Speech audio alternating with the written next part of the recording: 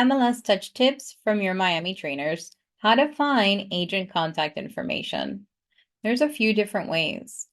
You can click to begin a search either on your map or advanced search. Any property selected, clicking on the line to drag upwards, will give you the full property page. You can scroll all the way to the end to find listing agent information as well as co-agent information. Phone numbers, emails, you can text, and in some cases, be able to schedule a showing directly from your app. Towards the bottom of the screen, you can tap to contact the agent.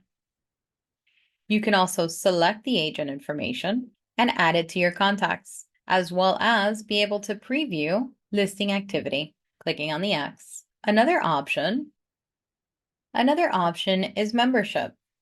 Another option is your members.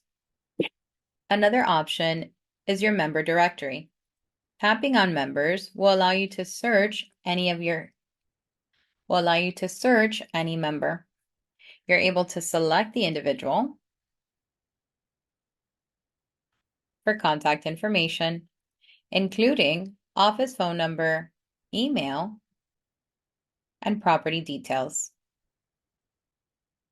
and inventory.